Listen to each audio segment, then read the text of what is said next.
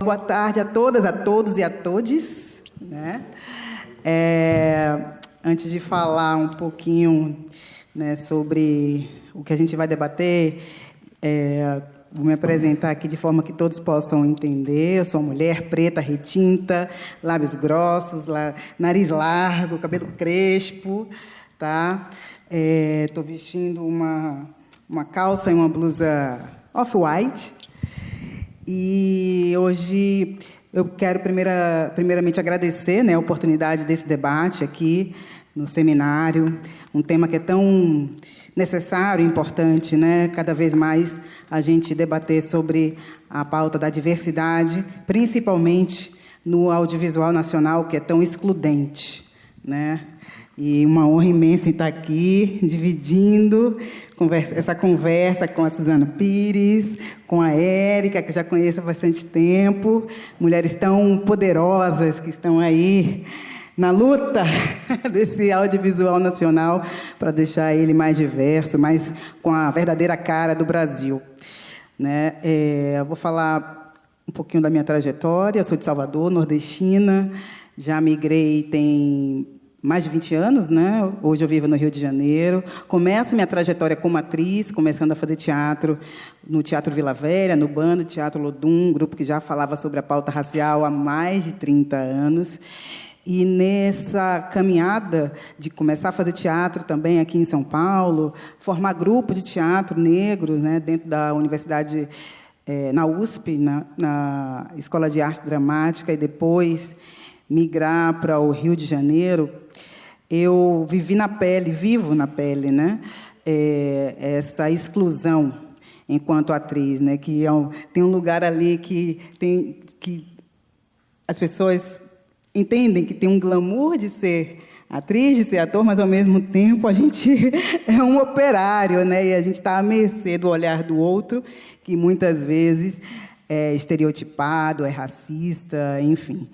E, diante de toda essa experiência, fazendo teatro, tendo grupo de teatro, e depois buscando migrar para o audiovisual, passei por alguns canais, né? Recentemente, aliás, ainda estou no ar, né, na novela do SBT, Poliana, fazendo uma personagem que é uma mãe de família, né, uma mãe de família negra, é importante falar isso, que o que devia ser regra é exceção, né? A gente tem aí essa invisibilidade da família negra no audiovisual, do afeto, enfim.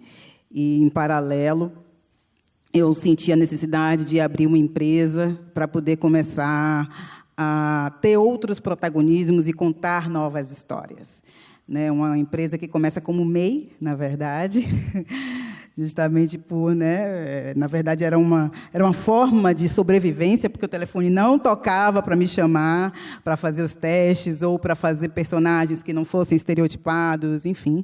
Então, daí nasceu a Maria Produtora, que hoje tem um outro nome, chama Move Maria. A gente passou agora por um processo de branding, e que tem um propósito muito claro, que é justamente trazer representatividade e novas histórias, não só na frente, mas também por trás das câmeras. Trazer novos protagonismos, né? Tanto para o cinema, quanto para a TV, para as mídias sociais. E, diante desse contexto, um dos projetos, né, que a gente... Quer dizer, o projeto que a gente realizou esse ano, que chama o Programa Preto no Branco, que realmente foi um trabalho muito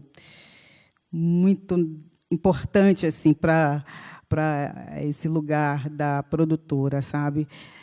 Mas eu vou mostrar aqui por quê para vocês primeiro, e depois eu vou falar um pouquinho. Tem como passar o vídeo agora?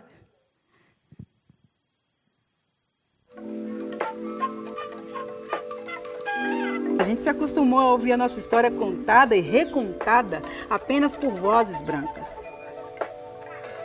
Quantas pessoas pretas você vê ao seu redor? Tomando um drink enquanto olha o cardápio? Quantas na reunião de diretoria em cargos de liderança? Quantas como protagonistas de novela quando você liga a TV? E olha só quem eu trouxe para essa conversa, Liliane Rocha. Obrigada pela presença. Gal, uma emoção estar aqui com você. Minha amiga. amiga Érica Malunguinho, deputada estadual de São Paulo. Muito axé, Gal, pra gente, axé. Aí, Júlio. Nosso convidado de hoje estuda os hábitos de consumo dos brasileiros há mais de 20 anos. Renato Meirelles, vice-presidenta do Clube de Criação de São Paulo, Gabriela Moura. Aranha, seja muito bem-vindo. Eu que agradeço mais uma vez. Mais uma gravação, quase finalizando aí os 6 episódios de Preto no Branco. Esse momento nada mais é do que o nosso momento de reescrever a nossa história. Como é que a ideia de democracia racial tirou a responsabilidade dos brancos em relação às desigualdades raciais no Brasil? Desafios que foram surgindo durante a minha caminhada como atleta. O sonho que em algum momento eles nos é roubado. Privilégio branco, justamente através do mito da democracia racial. Já tem cotas, só que para brancos. Tenham mais pretos donos de agência que montem suas empresas. Que a gente possa, em cada esquina, ver florir Marielles, Moas, Macotas. Elemu, orimidaio, elemu. Orimidaio, elemu, orimidaio, elemu.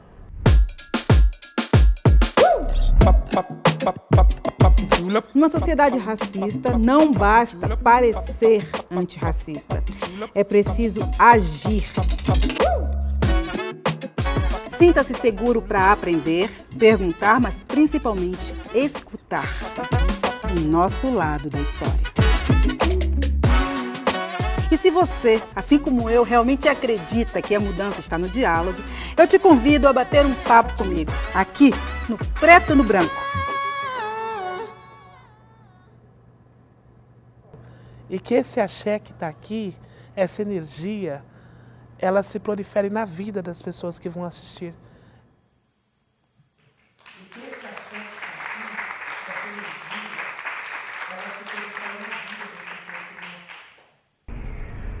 Bom, esse é Bom, sou atriz, então, esse é um projeto que nasce em 2020, né, depois do assassinato de George Floyd, quando eu percebi que o Brasil estava começando a buscar mais esse tema, né, as grandes empresas, enfim, a sociedade como um todo, ainda estamos falando numa bolha. E aí nasceu a ideia desse projeto, que eu brinco que ele é um programa de letramento racial disfarçado de talk show, e que só foi possível porque teve um grandíssimo aliado, né, que é a Gerdau. Senão, não teria sido possível, com toda certeza, realizar esse programa, que a gente teve a exibição dessa primeira temporada no Band News TV e no Arte 1. E com esse propósito, né, de trazer essa representatividade também por trás das câmeras, como vocês viram ali os números, né? Então, esses números significam também dessas mulheres e pessoas negras também nos cargos de liderança. A gente teve a direção da Kelly Castilho, diretora maravilhosa, enfim, na direção de produção, no roteiro. Então, a gente teve essa possibilidade só porque tinha uma mulher negra que era dona, né, da ideia, do projeto e da produtora, porque o fato é que, se não fosse assim, não seria possível a gente ter essa representatividade por trás das câmeras, e que, ao mesmo tempo, demonstrou para mim, né, o quanto que a nossa sociedade está sedenta por esse tipo de conteúdo. Eu me surpreendi muito com o resultado desse programa, dessa primeira temporada. A gente teve aí mais de 10 milhões de pessoas impactadas, somando as exibições que a gente teve no Band News e no Arte 1. A gente teve aí um impacto muito, muito importante também na imprensa, mostrando que é a hora da mudança, mesmo, e do quão é necessário que nós, negros, e os aliados, que a Suzana não gosta da palavra aliados, depois ela vai explicar, se comprometam e que tenham também responsabilidade para a gente deixar esse país mais diverso. Bom, agora eu vou passar a palavra para a Érica, para falar um pouquinho de você. Fala aí, de onde você veio, de onde você está indo. São 2 microfones. Ah, esse está funcionando. Então, vamos lá. Boa tarde. Primeiro, agradecer o convite, agradecer a todos os movimentos que estão aqui presentes, agradecer a todos que estão aqui presentes, porque hoje é feriado e é muito legal saber que, né, a gente vê que pessoas querem fazer a escolha de debater um tema tão importante num feriado. Isso é muito legal. Me sinto honrada pelo convite. Quero agradecer a Tati por ter sempre me acolhido e me convidado. Quero agradecer a Débora Ivanov, quero agradecer a Cora, enfim, essas mulheres maravilhosas, ao Instituto Moreira Salles e as minhas amigas que estão aqui me acompanhando. Muito obrigada.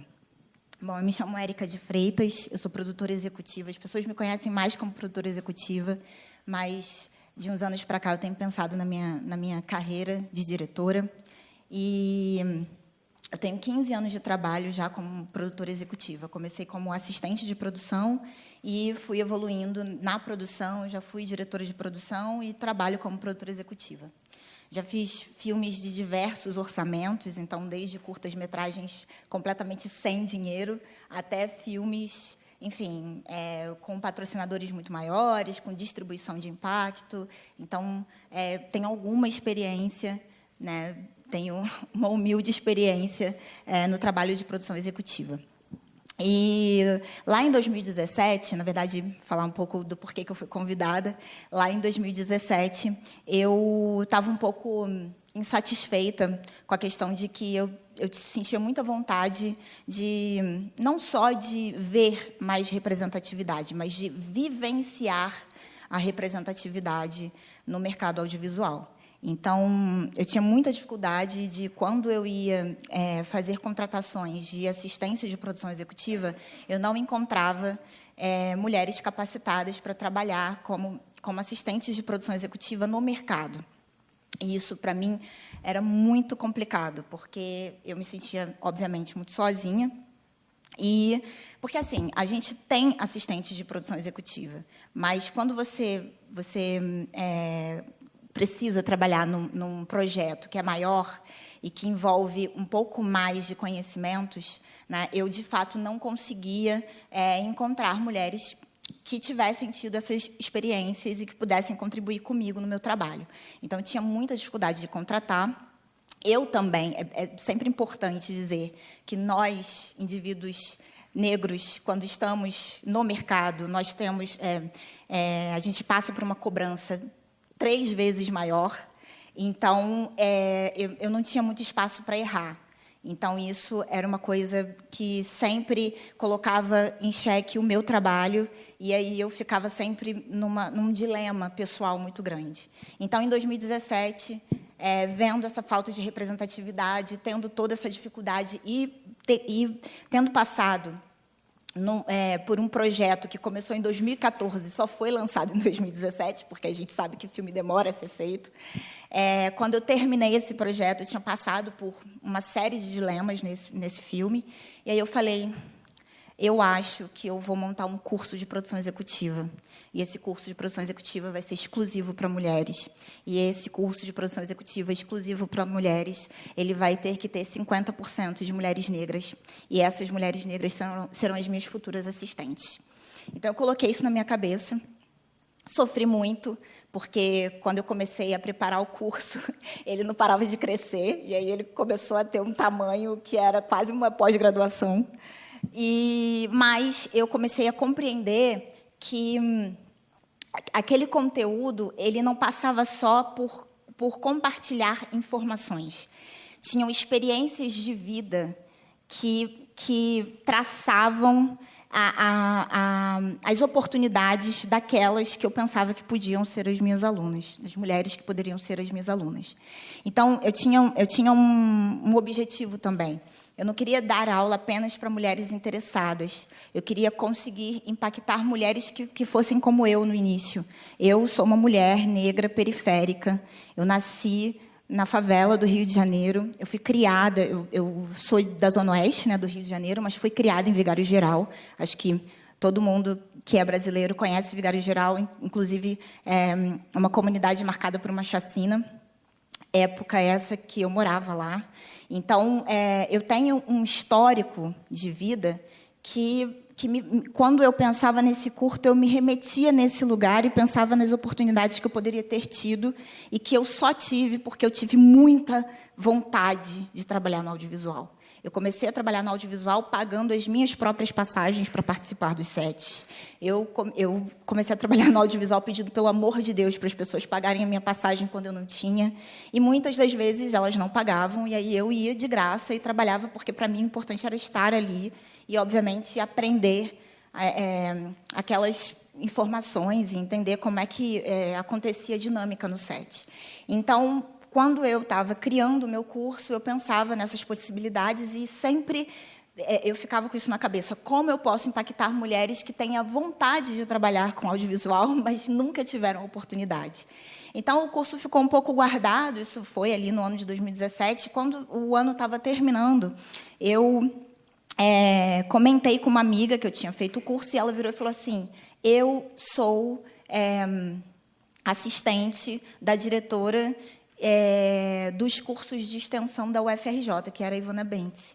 E aí ela falou, eu estou trabalhando com a Ivana e eu vou levar o seu curso para que a gente possa aplicar o curso na UFRJ. Eu achei que não fosse ser verdade, falei assim, será que eles vão querer, gente, um curso de produção executiva na UFRJ? Sei lá, as pessoas será que elas vão querer ficar me ouvindo falar de burocracia? E aí eu falei para ela, ok, vamos tentar abrir 10 vagas, porque aí a gente consegue... enfim, eu consigo, acho que é um número de mulheres que eu consigo administrar. E ela falou, tá bom, vou levar o curso, eu te dou a resposta na semana que vem. E aí, no dia seguinte, ela veio e falou assim, o curso já está aprovado, a Ivana já assinou e está tudo certo, vamos abrir as inscrições. Eu falei, tá bom. Só que nós abrimos as inscrições para 10 vagas e nós recebemos 226 inscrições. Então, eu fiquei louca, porque eu falei, meu Deus, como é que eu vou fazer para dar conta disso? E aí eu tive que fazer uma seleção. Primeiro, a gente fez uma seleção com 30 mulheres, só que a gente começou a compreender que tinham histórias de vida naquelas inscrições, porque a gente fez um formulário para realmente conhecer as candidatas. Eu achei que eram poucas, então que eu ia conseguir ler aqueles formulários e quase conversar com elas através daquelas informações, mas a verdade é que elas escreviam muito sobre a vida delas e falavam da vontade de estar no mercado audiovisual. E aí eu acabei abrindo mais 15 vagas e nós resultamos em 45 vagas para mulheres, né, no curso de extensão da UFRJ, que o curso de extensão ele tem uma característica que é importante.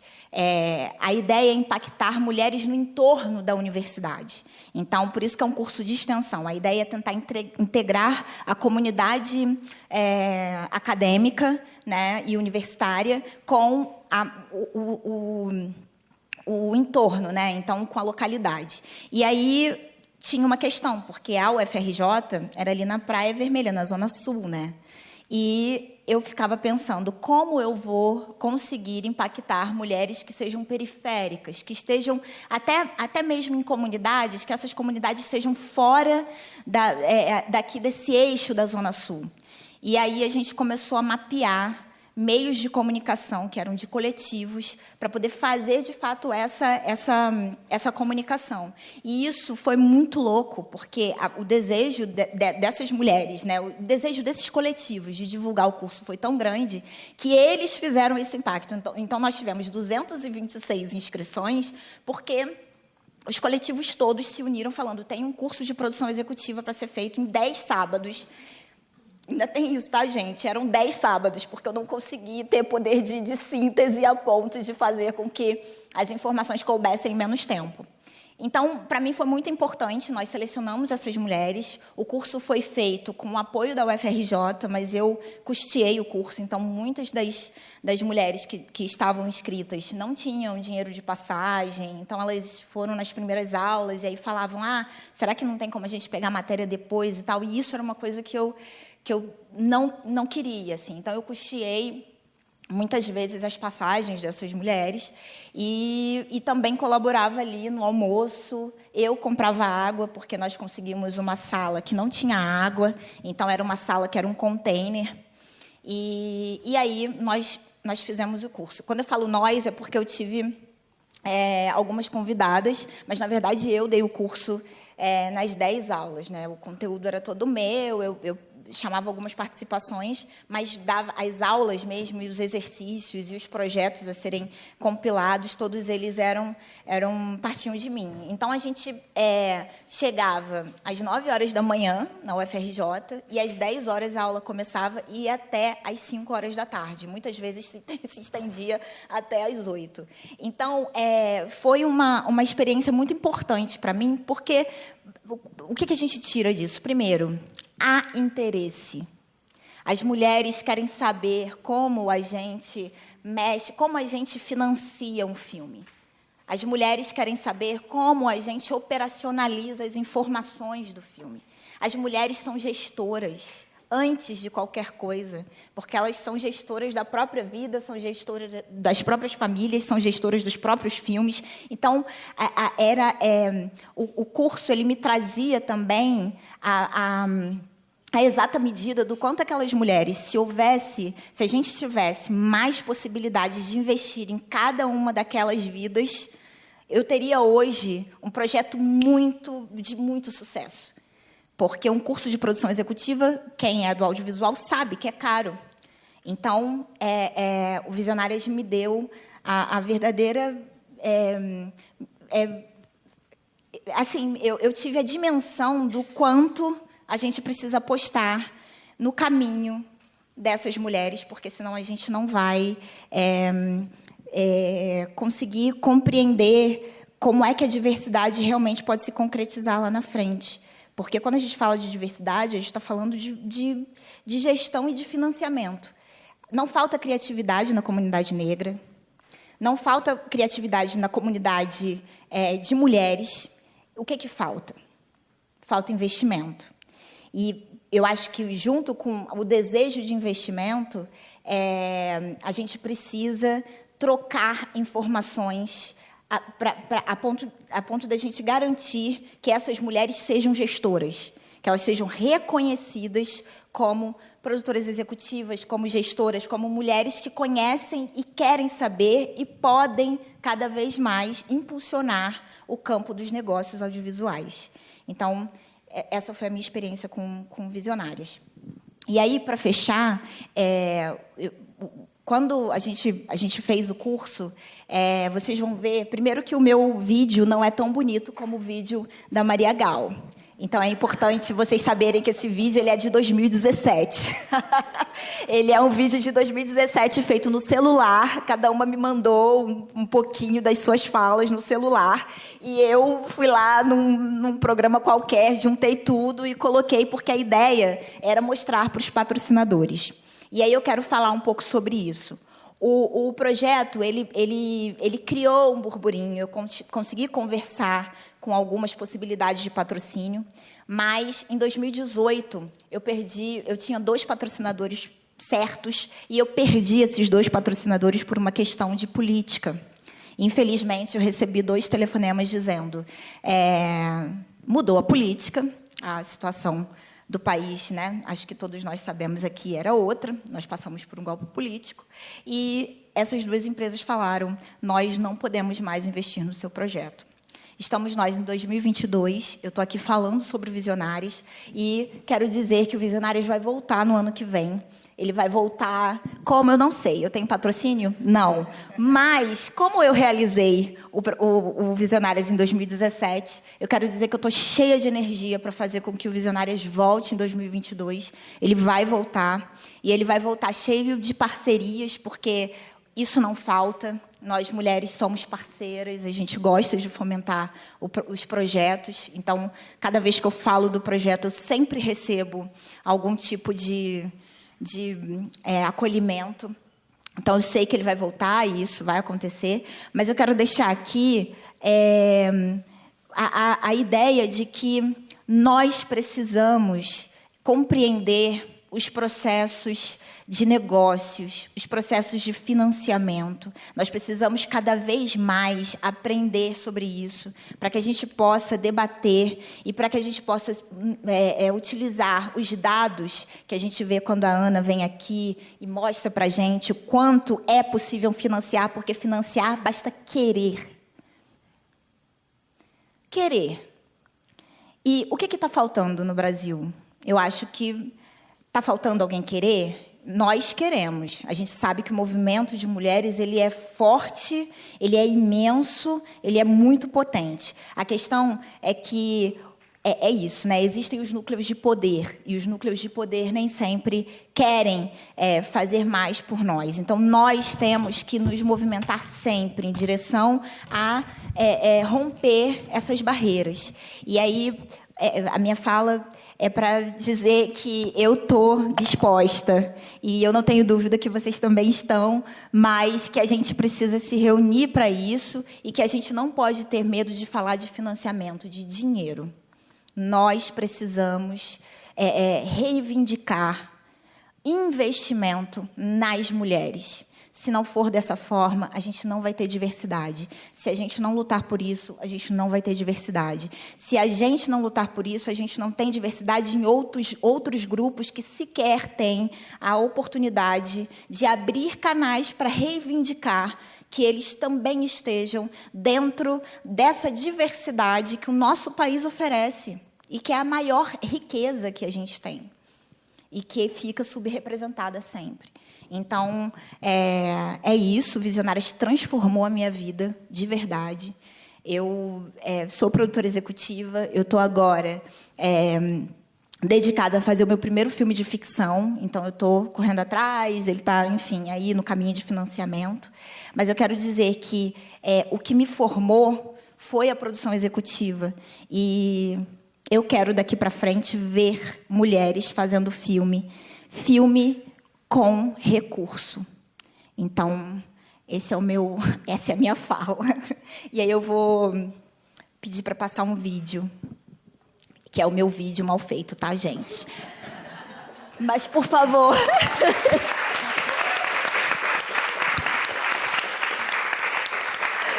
prestem atenção no conteúdo.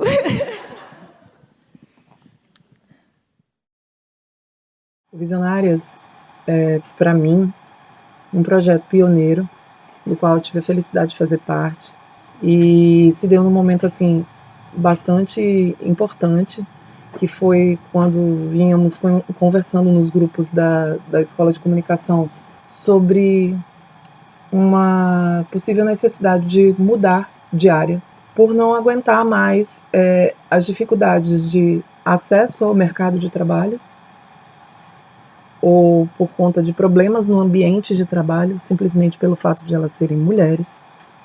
Talvez também a parte de capacitação técnica para entender as políticas do audiovisual hoje, para inscrever os seus projetos em linhas de incentivo.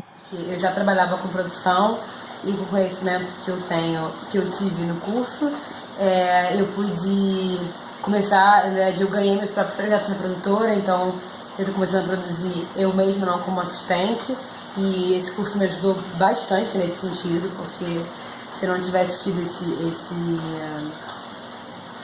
esse conhecimento, principalmente de orçamento, de edital, eu não teria conseguido fazer esses projetos hoje em dia. Porque eu não tinha muita experiência com cinema, eu trabalhava como jornalista em televisão, trabalhei em rádio também, mas sempre tive um interesse por cinema, então eu não conhecia muito de produção executiva, e o curso me deu uma base absurda. Eu aprendi coisas como os editais específicos mesmo da Ancine, questões de distribuição, questões de roteiro, como lidar com as pessoas, que isso é muito importante também, como saber se posicionar no mercado, como saber se posicionar em reuniões. E eu acabei conseguindo o meu próximo emprego muito por causa disso também, por ter feito o curso, porque agora eu estou trabalhando numa produtora francesa que tem sede aqui no Rio de Janeiro, e uma das capacitações que eles precisavam bastante nesse momento era de alguém que entendesse um pouco de produção executiva. Eu lembro da Érica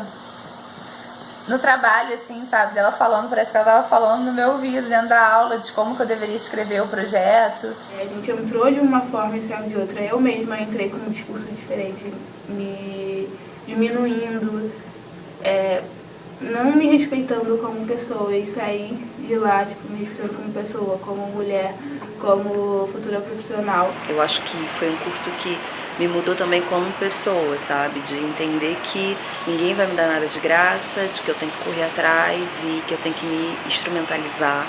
Quer dizer, eu tenho que ter conhecimento para que essas coisas aconteçam. Não adianta ficar sentada reclamando e achando que as oportunidades vão bater na minha porta. Além disso, eu acho que ele tem uma importância de inclusão, porque eu consegui encontrar mulheres maravilhosas, então era um curso só para mulheres, e isso é um pouco difícil da gente encontrar. Era um curso gratuito e normalmente esses cursos são bem caros, cursos que vão falar um pouco de produção audiovisual, produção executiva para audiovisual. E encontrei meninas maravilhosas, cada uma com a sua trajetória, desde pessoas realmente do cinema, mas tinham artistas, fotógrafas. Foi um curso que, em termos profissionais, me faz hoje me sentir segura, me faz hoje querer abraçar o mercado, querer estar no mercado, querer visionar coisas, sabe? Eu acho que é isso, essa experiência foi maravilhosa e eu acredito que que esse curso possa ir muito além. Produtora executiva! Visionárias! Audiovisual! Quebrando a cena de Hollywood! Quebrando a cena de Hollywood! Só tem mulher no poder! Só tem mulher no poder! Só tem mulher no poder! Audiovisual!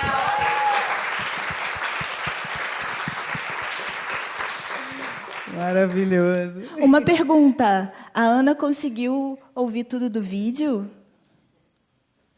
O vídeo não é traduzido. Compreende?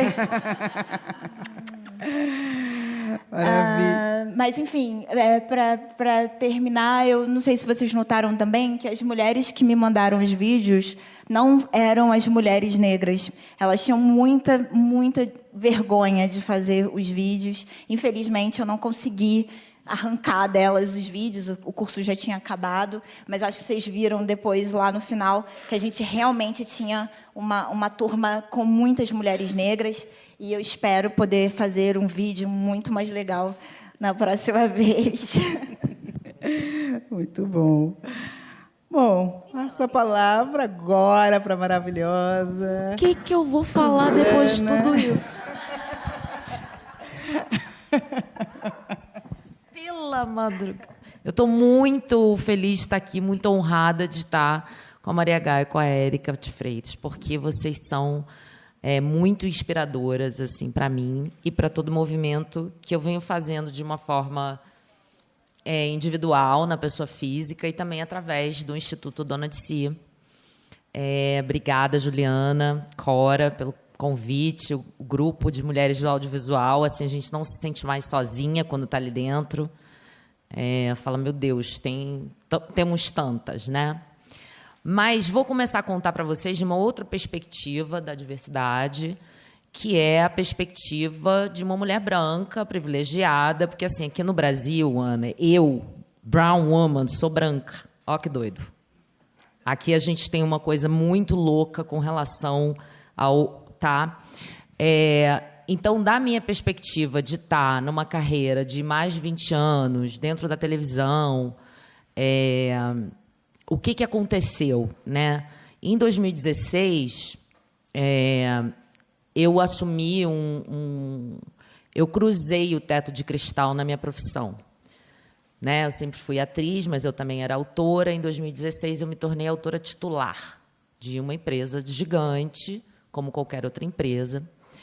E viver a liderança de um produto desse tamanho foi muito determinante para eu entender o que acontecia com as mulheres. Por quê? Foi o melhor e o pior momento que eu já vivi na minha vida, até hoje. Por que era o melhor? Eu tinha como contar uma história, né? Eu tinha recurso para contar essa história dentro de uma empresa, mas, ao mesmo tempo que eu tinha todo esse recurso, eu tinha toda a dúvida por trás de como eu ia usar esse recurso.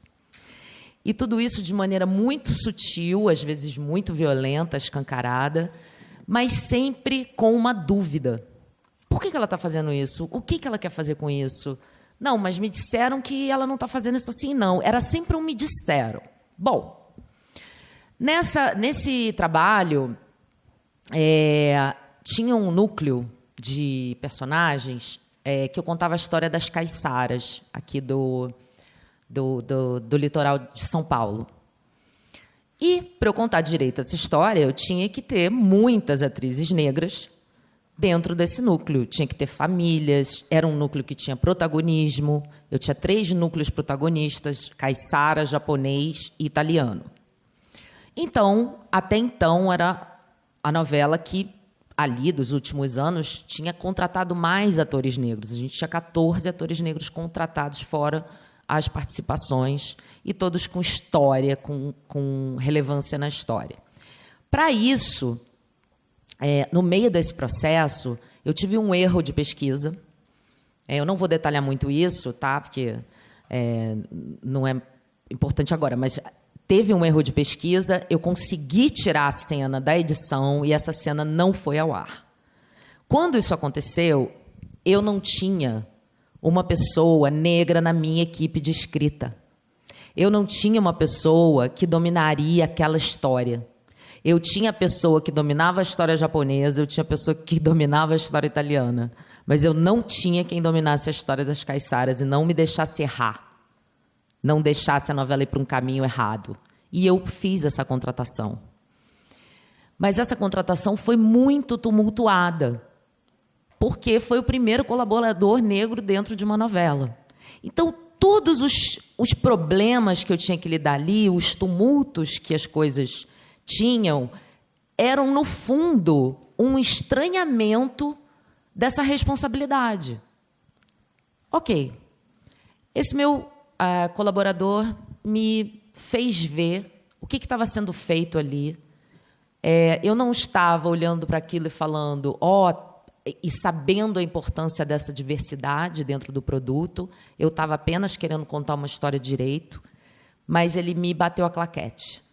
Olha, o que você está fazendo aqui vai impactar nessas 14 pessoas, vai impactar no público, vai impactar em muita gente, você ter esse compromisso de contar essa história direito. E aí eu comecei a prestar atenção na diversidade. Não foi esse o primeiro impulso. O primeiro impulso foi contar direito uma história. Como é mais simples também, né? Conte direito uma história que todo mundo vai estar lá. Tá? Não faz manobras. Conte direito. Bom, a partir daí, eu fiquei muito ligada às atrizes desse núcleo, que, inclusive, começamos a ter uma relação de comunicação entre nós, elas no estúdio elas me ligavam quando tinha algum problema no texto, e depois dessa contratação do colaborador não tivemos mais, porque ele é especialista em histórias do povo negro, especialista em África, ele é africanólogo, assim. Eu tinha a pessoa dentro da equipe. Então, mas quando acabou esse trabalho, eu estava muito feliz com aquela conquista, era uma conquista muito ímpar, mas eu também estava destruída emocionalmente. Porque o teto de cristal, quando você cruza ele machuca demais. E você precisa se reestruturar. E onde eu achei a reestrutura? Escrevendo uma coluna chamada Dona de Si, onde eu escrevia semanalmente numa revista de moda sobre o quanto é difícil para nós, mulheres, todas nós, criarmos uma trajetória própria. Uma trajetória que a gente vai fazendo escolhas ao longo do caminho e que não necessariamente é o que o mundo está dizendo para a gente fazer. Essa coluna foi ficando muito conhecida dentro ali de quem já estava ligada nesse assunto. E dessa coluna eu acabei fazendo um instituto. Foi, muito básico. Foi assim. Não, mas eu comecei a ver nessa coluna, eu comecei a receber mensagens, comecei a receber e-mails, né, de leitoras. E o mais curioso era que tinha, assim, e-mail de uma procuradora do Estado e de uma mulher cabeleireira e a reclamação era a mesma, a exaustão. Estávamos todas exaustas, estávamos todas pelas tabelas, estávamos todas esquecidas de nós, porque é isso que a exaustão faz. Então, com esse feedback, eu fiz uma pesquisa, claro, me juntei com outras mulheres maravilhosas, e mapeamos 3 principais dores das mulheres no mercado de trabalho. E essa pesquisa, ela cruzou etnia, classe social, ela cruzou tudo. É de A a Z. A exaustão, e aí são várias as consequências, as opressões, e aí tem vários graus e várias opressões, a misógina, a racista, misógina, a transfóbica, a capacitista, tem várias em vários níveis, da sutileza à grande violência, e tudo isso gera na gente uma solidão absoluta. Era praticamente como se eu estivesse tendo um diagnóstico de deprimidas funcionais. Assim, gente, ninguém está bem. O que está acontecendo com essa mulherada? E eu também não estava. Eu também estava me arrastando, mas fazendo. Então, o Instituto nasceu dessa pesquisa, da necessidade da gente entender que, para a gente empreender na nossa vida, a gente precisa cuidar antes da gente. E cuidar antes da gente não é a Haribo, não. Cuidar antes da gente é fazer exame de sangue. Assim, exame. E não desmarcar o exame porque tem que levar a sogra em outro lugar. Porque a gente faz isso. E uma série de coisas. Então, isso acabou fazendo com que o Instituto tenha uma formação para mulheres de serem empreendedoras de si mesmas. Ok. Com essa experiência, eu comecei a ter mais coragem de me colocar de uma maneira, de ser o elefante na sala, de me colocar de uma maneira muito radical com relação à diversidade, com relação a quantas mulheres eu ia ter para trabalhar. E dentro dessas mulheres, quem eram essas mulheres? Então, comecei a fazer isso em filmes que eu era a protagonista, a produtora associada, ou a roteirista, não importa, eu estava na produção, eu estava dentro do filme, eu já começava. Vocês já ouviram falar da cláusula de inclusão? Elefante na sala, já era o silêncio. Aquela lá de Hollywood, então, tá no Brasil. Porque as coisas é muito louco, né? Só a gente reproduzir, mas alguém falou, tá no Brasil, chegou, amor. Chegou, vamos traduzir. E aí, para botar isso em prática, que até agora eu não me sinto mais nadando sozinha porque eu tô aqui. Mas durante alguns anos era assim, chegou ela com aqueles papos. Chegou ela querendo botar gente aqui que não tem nada a ver. E isso funcionou de uma maneira tão maravilhosa, porque na primeira vez que eu usei, a produtora absorveu, porque a produtora executiva tem que absorver, e comprar aquele barulho com você. E aí, vamos usar a primeira template. Primeira template é, dentro desse roteiro, essas personagens aqui são sempre feitas por mulheres brancas? Vamos inverter? Já de cara, já inverte. Vamos escalar a Gabi Amarantos para essa aqui, a fulana de tal, a Maria Gal para fazer. Vamos inverter o olhar do público para isso. E vai passar. O público vai começar a ter outro olhar. Essas mulheres estão em outros lugares. A gente não vai mais colocar elas naqueles de sempre. A gente vai trocar. Ok, isso é uma template. A próxima template é quais são as partes de equipe técnica que não tem mulher. A fotografia, o áudio, direção de arte sempre tem muito, figurino, né, maquiagem e tal. Então, vamos focar nas que não tem e vamos botar pelo menos 2 estagiárias, se a gente não achar no mercado? Ok. Agora, vamos trocar pelo menos 2 cabeças de equipe? Aí, isso foi um elefantão na sala. Elefantão. Mas eu não estava afim de abrir mão. E não estou, até hoje, afim de abrir mão. E tem 2 talentos incríveis, uma editora e uma diretora musical, que aí era um filme de grande orçamento. A gente tinha ali, eu tinha a faca e o queijo na mão para colocar talentos que já deveriam estar ali. E aí eu comecei a falar frases bem impactantes mesmo, sem medo. Desculpa os meninos aí do vídeo, mas eu falava assim, eu não vou entrar, não vou fazer música com o pessoal do Leblon, com os caras do Leblon, não vou. Eu fazia bem a revoltada. Por que eu estou falando isso para vocês? Porque na hora de dar um passo, se eu tenho algum conselho para dar ao dar esse passo, seja a enfática. Quando você vai mudar uma coisa, você não vai mudar uma coisa sendo a maneira, a legal.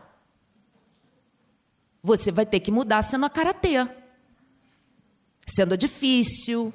E aí, no fim das contas, vai ter gente que te odeia, tem gente que tem que te adorar e tem gente que te gosta mesmo. Ponto. Mas lá na frente vão ter que te engolir. É essa notícia que eu tenho para dar para vocês. E aí, nesse processo que a gente usou essas 3 templates, né, então dos personagens, da equipe técnica e das heads, a gente viu, o que eu vi? Uma releitura do meu próprio filme.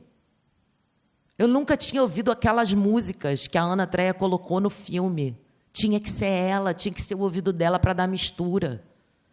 Aí você começa a entender o que é a diversidade. A diversidade não é uma placa, uma passeata. A diversidade é a gente realmente se misturar. E a gente realmente então ser brasileira, né? A gente não é toda misturada? Sabe, são umas coisas assim que você fala, pô, é isso aí. Né? Ter D&D nesse negócio, tem que ter um negocinho aqui, tem que ter outro negocinho aqui, porque você só vai ficar falando com gente igual. Né? E eu dou o exemplo do Leblon porque eu sou carioca e o cinema é feito no Leblon. E tá chato. Né? E eu não tenho problemas em falar isso. Segundo momento foi toda a parte do Instituto que a gente atendeu e atende até hoje marcas com marketing social, que é juntar o marketing com a responsabilidade social, ele é mudando a imagem da marca. É botando a dona Léa Garcia no JK gigante para fazer propaganda de uma marca. Porque isso muda a imagem de uma marca.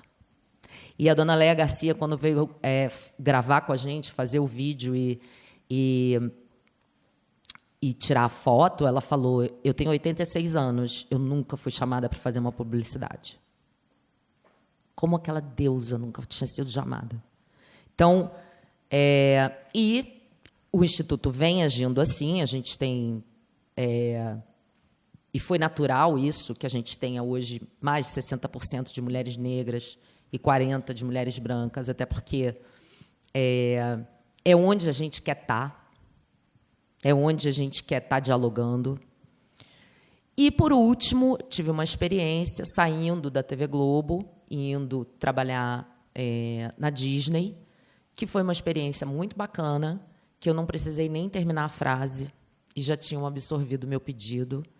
Eu falei, olha, se eu posso pedir alguma coisa para vocês, eu quero pedir a cláusula de inclusão.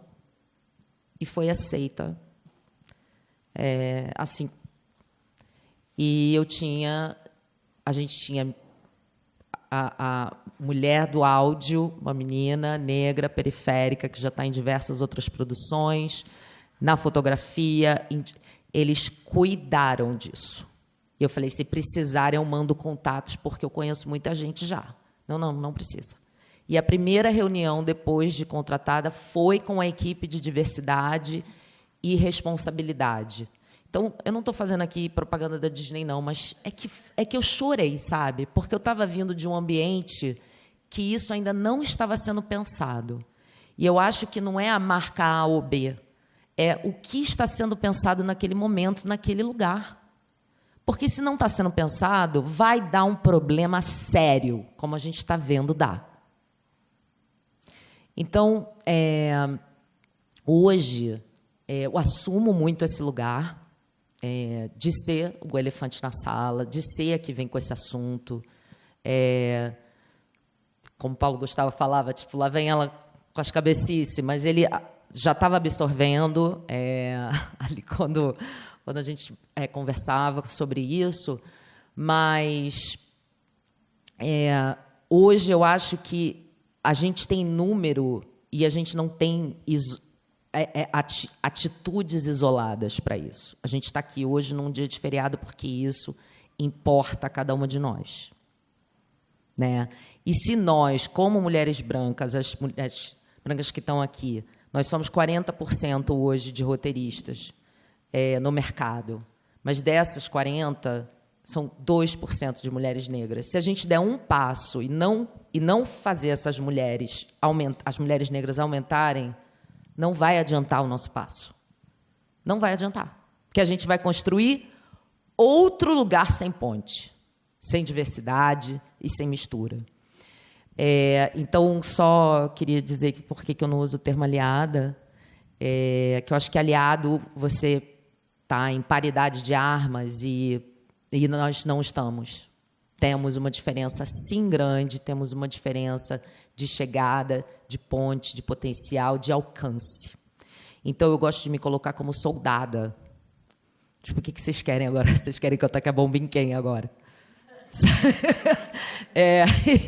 E tenho grandes amigas hoje, e parceiras mesmo, de tramar esse tipo de estratégia para que os projetos daquelas mulheres das mulheres negras que estão... Cara, Suzana, não consigo chegar em fulano. O Instituto Dona de Si hoje institucionalmente faz esse trabalho de ponte, de dar o telefonema do telefonema, o telefone de orelha que a pessoa está precisando, com muito carinho, a gente faz esse trabalho. Então, isso hoje, eu acho que se a gente estiver sendo uma referência para que outras mulheres venham com a gente, não só dentro da nossa jornada, mas para fazer essas pontes com a gente, já estão vindo muitas, mas que a gente continue lá na frente. Eu acho que nem sei se a gente vai estar viva para ver, mas pelo menos em 10 anos eu acho que a gente pode mudar esse número, principalmente das mulheres negras criadoras. Então, acho que era isso que eu queria dizer. Obrigada.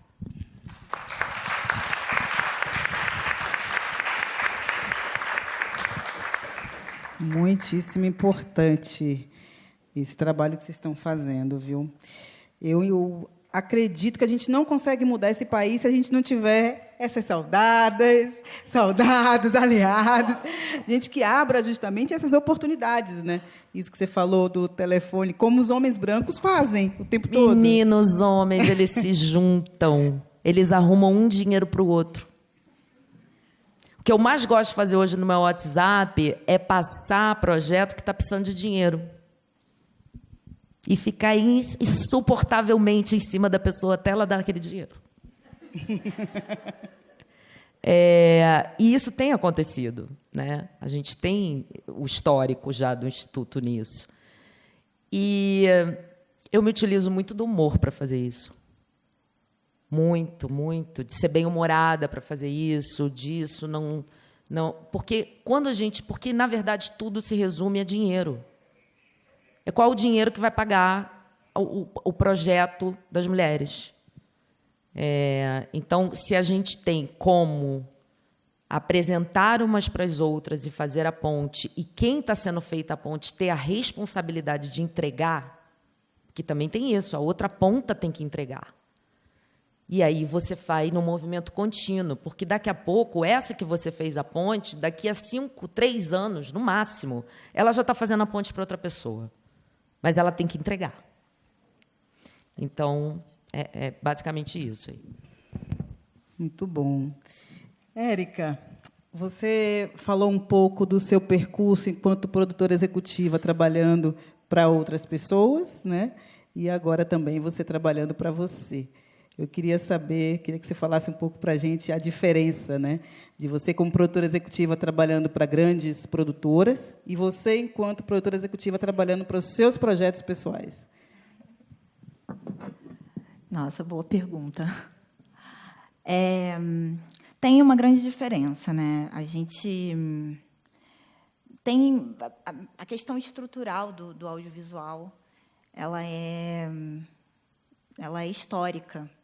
Então, ontem eu estava até comentando com vocês, né, um pouquinho sobre isso, que quando eu comecei, há muitos anos atrás, lá em 2007, 2004, na verdade, Ainda na faculdade eu já fazia curtas-metragens, mas, enfim, nos primeiros anos, quando eu trabalhava, pedia muito para participar de set, fazia, às vezes, parte de alguns sets de publicidade também.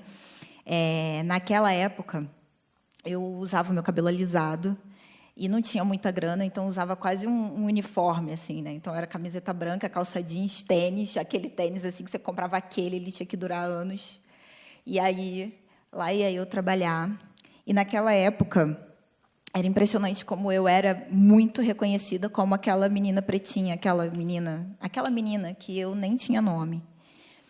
E conforme eu fui começando a trabalhar e fui realmente começando a compreender, eu aprendi as coisas de produção executiva muito sozinha. Eu trabalhei em algumas produtoras, mas eu aprendia literalmente sozinha. Não tinha alguém para virar e falar assim, vem cá, deixa eu te ajudar, deixa eu colaborar com você com essas informações. Não.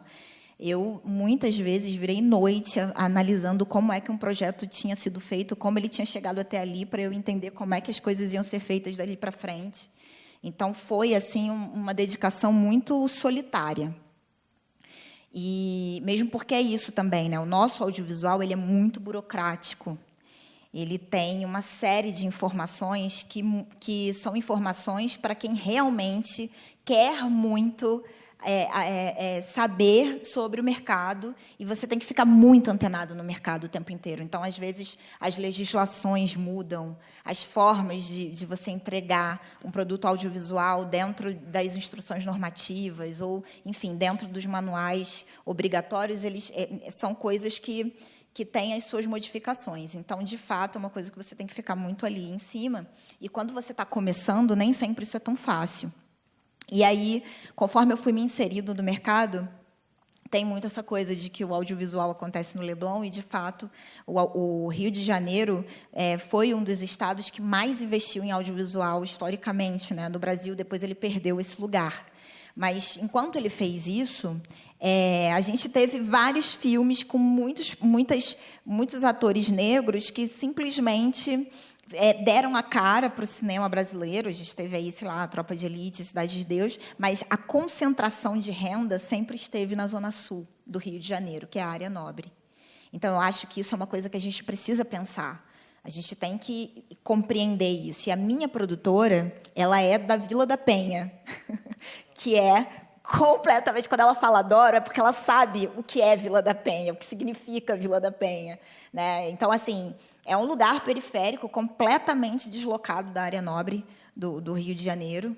E eu fiquei muito feliz porque o edital da Rio Filme agora premiou a minha produtora para o meu filme, né, o meu primeiro longa-metragem. E um dos indutores era a questão geográfica. E eu fiquei muito feliz, porque eu já fiz parte de muitos debates para aplicar recorte racial e recorte de gênero no Rio de Janeiro, e eu sempre citava essa questão geográfica, porque senão você não descentraliza. E se você não descentraliza, você não contrata outras pessoas. E se você não contrata outras pessoas, dificilmente você vai contratar pessoas negras para a produção do filme, porque se o filme fica concentrado no Leblon, o Leblon só tem pessoas negras em lugar de subalternidade. A gente vê um recorte muito sério do Brasil ali, porque é uma área nobre onde tem pessoas brancas, todas elas em lugar de privilégio, existindo. Então, é complicado. E aí, eu fiquei muito feliz que aconteceu isso, porque a minha produtora foi contemplada. A minha produtora também foi contemplada com um curta-metragem que é da P. Moreira, que trabalha comigo, é uma mulher trans que trabalha comigo. Eu tenho um orgulho muito grande e uma ligação muito forte com os assuntos da comunidade trans.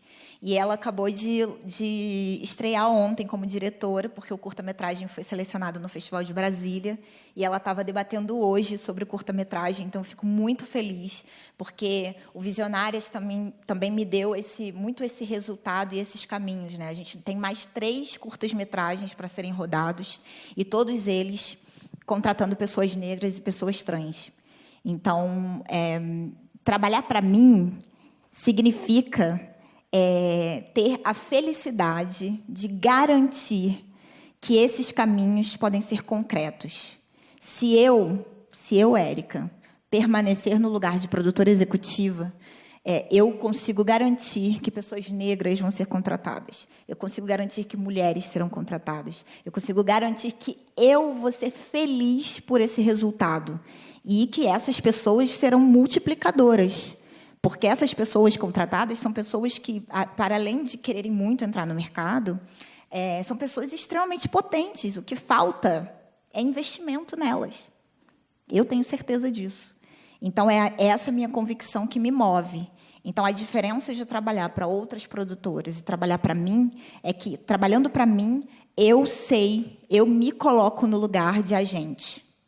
Trabalhando para outras pessoas, raramente eu tenho o poder de decisão de contratar pessoas negras e de fazer com que uma equipe de um filme de mercado, ou de um filme médio, ou até de um curta-metragem, seja diverso. Geralmente, eu não tenho esse poder.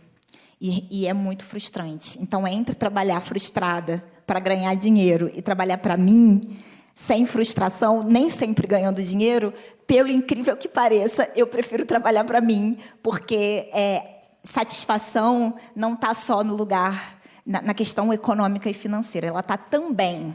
Então, o que a gente tem que fazer é unir essas duas coisas, essas duas possibilidades, essas duas potências. Então, essa que é a diferença. E aí, o que eu ia dizer, quando eu comecei dizendo que lá eu tinha o cabelo alisado, e aí eu era aquela menina que ninguém nem sabia o nome, conforme eu fui trabalhando como produtora executiva, um dia eu estava na casa de uma pessoa, estava tomando um café com algumas outras pessoas para fazer uma reunião, e aí eu peguei e falei assim, mas eu, como mulher negra...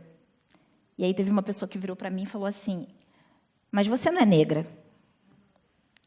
Então, o fato de eu estar ali com aquelas pessoas, na época eu ainda não tinha meu cabelo dredado, assim, né? Tem alguns anos isso. E aí o fato de estar ali, de eu ter o cabelo alisado, mas eu consegui corresponder às expectativas daquelas pessoas. Eu não morava mais em Seropédica, eu não morava mais em Vigário Geral, eu morava em Botafogo. Eu chegava rápido, atendia telefone, vivia, existia e consumia as mesmas coisas que eles. Eles achavam, né? Porque, na verdade, eu nem consumo as mesmas coisas, mas, assim, né? Num sentido geral. Então, isso fazia com que aquele recorte do meu consumo econômico fizesse com que a minha negritude se perdesse para aquelas pessoas. Então, isso é muito importante, porque eu acho que o nosso movimento, e aí, quando eu falo nosso movimento, porque eu e Maria Gal, a gente já está no movimento cinema negro, né? Há tanto tempo, o que eu noto é que esse nosso movimento, ele é tão forte e ele é tão fabuloso que ele transforma a gente em todas as vias. Quando isso aconteceu, eu falei, eu não posso mais ter esse cabelo alisado. Eu não quero, não posso e não vai acontecer. Eu não posso me perder nesse lugar. E ali mais um incômodo se instalou na minha vida. Eu lembro que eu raspei a cabeça, quando eu raspei a cabeça, eu fiquei careca. E a partir daquele momento eu falei, chega. E aí logo depois veio Visionárias, enfim. Então, essa é a diferença. A diferença está aqui, está no corpo da Érica, na Érica viva, sabe? Eu sou cada vez mais viva com esse audiovisual que eu vislumbro cada vez mais respirar. Propósito, né? Exatamente. Meta. Você falou...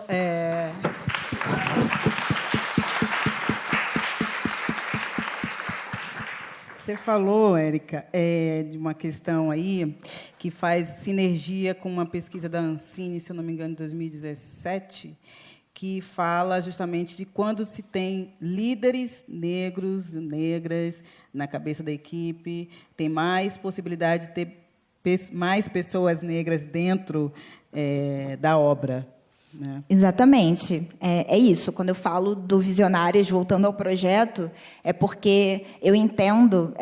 quando a gente tem pessoas negras nas cabeças de equipe, a gente automaticamente... É impressionante o impacto, é imediato. Você tem assistência, você tem primeiro, segundo, você tem o primeiro, o segundo assistente, aí já existe uma indicação para figurinista, aí daqui a pouco vem uma indicação para maquiagem. Aí, quando você vê, a diversidade se instala.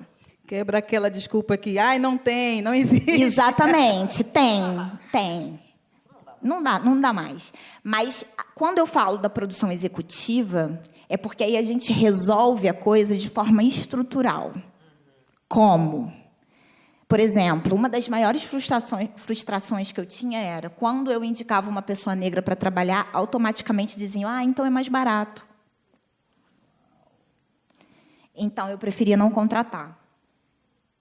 Então, assim, isso foi uma coisa que eu fui conquistando em alguns projetos. Não, se for para contratar pessoas negras, nós temos que contratar as pessoas negras de acordo com a nossa planilha orçamentária. Então, não é tão simples, porque o racismo ele é tão pernicioso que ele se dá em detalhes.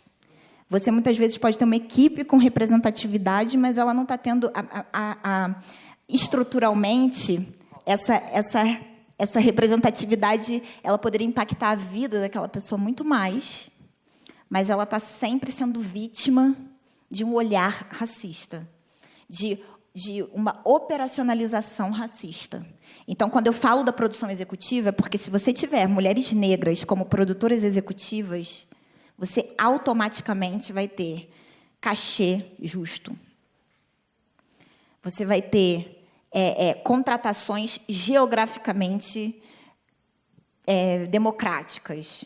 Você não vai ter mais nenhum tipo de questionamento se você vai contratar fulana que é muito boa, porém mora lá longe. E aí você não vai querer pagar transporte para ela.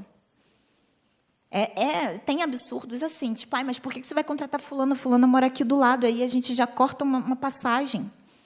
Ou então tem transporte para todo mundo, mas fulano mora em Caxias, não, muito longe.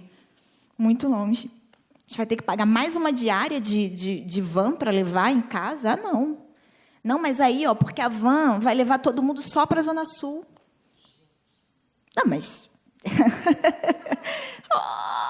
é assim, toda hora. Então, é muito complicado.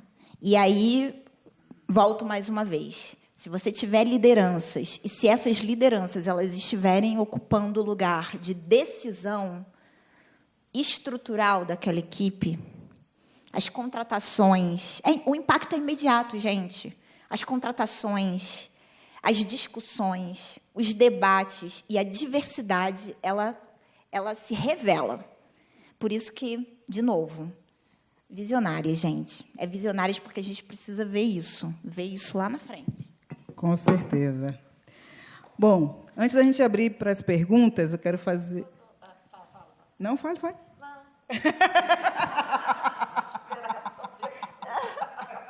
Aí você já fala tudo junto. Tá bom. Suzana, a gente sabe o quanto que o país vem mudando após o assassinato do George Floyd, né? Como que as produções, a sociedade, as grandes empresas, ainda estamos falando dentro de uma bolha, né? Importante falar, estão começando a mudar em relação a essa pauta da diversidade, da representatividade, enfim. Porém, todavia, contudo, entretanto, e também fazendo um link com a pesquisa do Instituto Dona de Si, ainda estamos muito aquém da realidade nacional brasileira, né? E aí eu queria te fazer uma pergunta, que é o seguinte: o que você acha que falta para os produtores brancos, os grandes produtores brancos, os produtores brancos em geral, trazer mais oportunidades para líderes de equipe negros, né? Diretores, roteiristas, criadores, protagonismo, né? Você acha que falta ainda consciência ainda em 2022, ou não querer perder seus privilégios, tem o pacto da branquitude, enfim? Tem o pacto da branquitude hétero masculina, isso tem. Isso é isso aí, gente. Assim, para fazer essa parada, para a pessoa mudar as coisas dentro do que ela vem fazendo há 30 anos, porque ela nem pensa nisso. Entendeu? Para ela parar e fazer diferente, um super produtor, tal, ele está ouvindo esse papo, toda hora ele ouve esse papo. Aí ele fala assim, aí ele tem lá uma produtora grande, aí fala, não, contrata alguém aí de responsabilidade social. Aí a pessoa é contratada, mas não sabe nem o que vai fazer. A pessoa não sabe o que vai fazer ali dentro. Então, não tem uma diretriz. O que eu acho que seria um exercício de humildade, e aí o exercício de humildade é muito pessoal, ele não é institucional, né? Assim, uma instituição só não faz esse exercício, uma instituição faz o que vai dar problema lá na Bolsa de Valores. Quando começa a dar problema lá para vender para a Europa, para não sei o quê, aí eles vêm com a diversidade toda e a gente tem que pegar esse dinheiro, sim.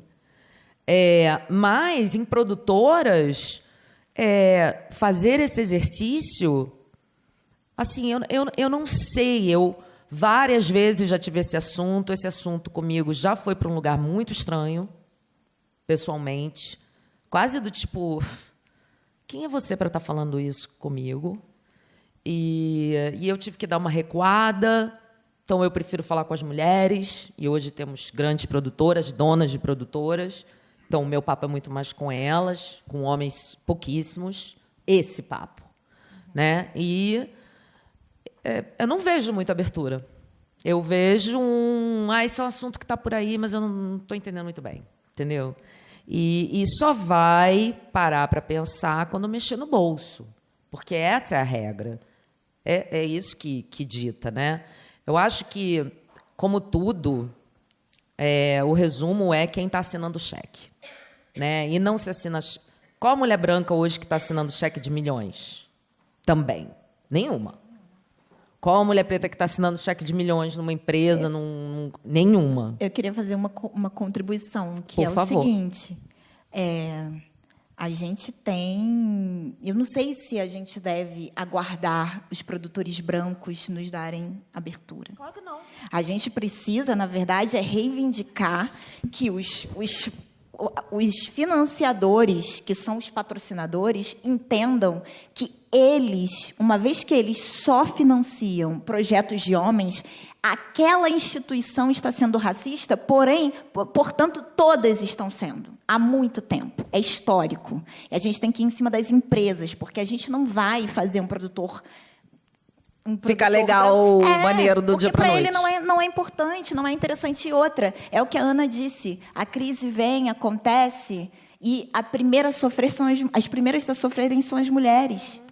Então, assim, a gente precisa, na verdade, criar algum tipo de obrigação. E aí, quando eu falo isso, um exemplo. A gente tem lá no Rio de Janeiro a lei do ICMS. As empresas investem nos projetos que elas querem. Adivinha quais projetos que elas querem? Pois é. Não são os das mulheres. Agora, a gente tem que ter um fundo nosso. Tem que ter um lugar com dinheiro que a gente veja. Exato. Porque eu detesto esse negócio de dinheiro tá não sei onde que você não vê o dinheiro. Mas tudo bem. Tem que estar ali. Dali está o dinheiro e a gente vai ter que ter regras para dividir esse dinheiro e para esse dinheiro voltar para lá. A gente tem que ter o nosso Condecine. Mas eu acho Entendeu? que, para além de todo investimento público, a gente precisa cobrar do campo privado. A gente tem que cobrar das empresas privadas, que se elas estão ali ganhando retorno com a marca delas, esse retorno ele tem que ser democrático. Esse retorno ele tem que ser por vias democráticas. Então, ele tem... se eu tenho um departamento de responsabilidade social dentro da minha empresa e sou uma empresa privada e digo que invisto no audiovisual, que audiovisual que você investe?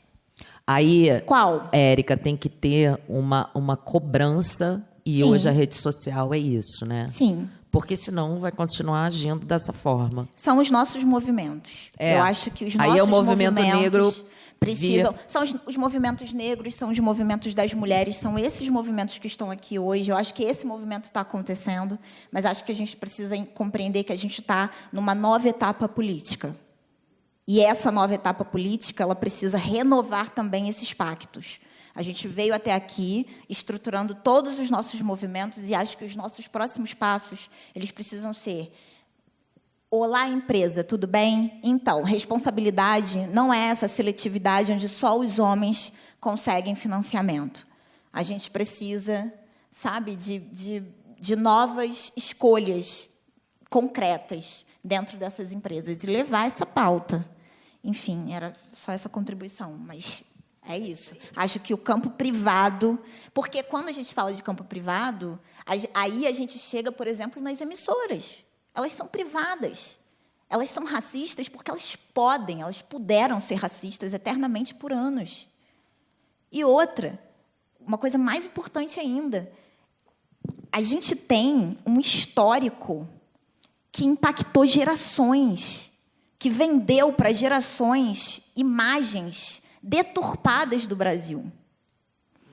A gente precisa debater isso agora. Empresas privadas precisam entender que elas precisam recuperar isso. É uma questão de responsabilidade antiga, que nunca foi feita, mas que, se agora a gente reivindica, é agora que tem que ser feito.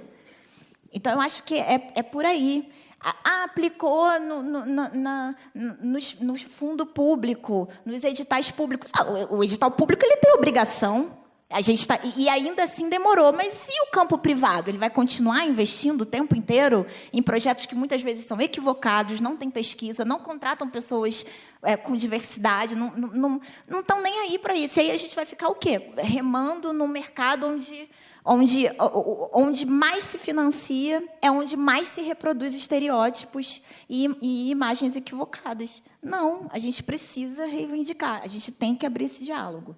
Eu acho que é aí. Será que, não sei, está passando uma coisa que eu sou uma artista, amor, não sou produtora executiva, não. Então, para mim, assim, a planilha já fica tudo meio bambo. Não, mas, por exemplo, existiria a possibilidade de, dentro de uma lei de incentivo, já que uma empresa vai usar essa lei de incentivo, ela ter um percentual... Fala, Ju.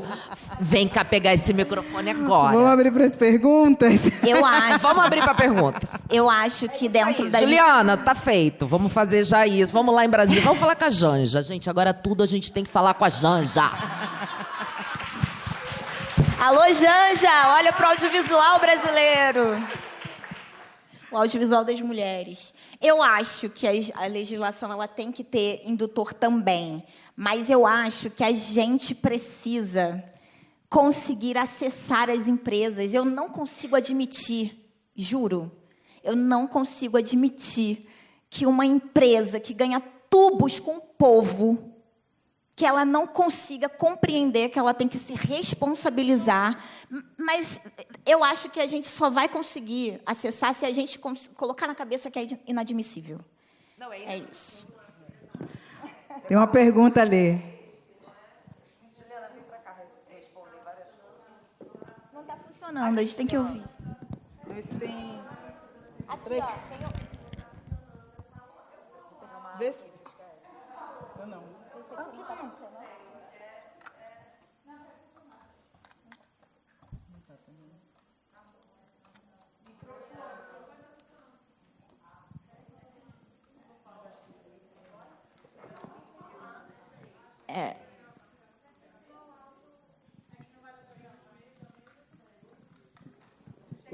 É porque está gravando, né?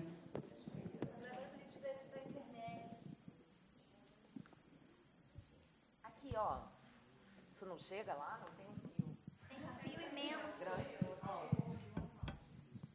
Tem um fio emboladíssimo ali, ó. Vamos lá. Vou até ficar em pé aqui, porque a gente vai fazer esse debate. Vamos lá. Porque é o seguinte, a senhora... Você sabe que eu amo esse projeto Visionária, já tem muito tempo que eu namoro esse projeto. Eu gosto do que você fala, quando você fala assim, a gente precisa chegar na empresa, a gente precisa chegar no dinheiro. Mas é porque eu acho que a gente, historicamente, estruturalmente, a gente demorou a entender que a broderagem funciona.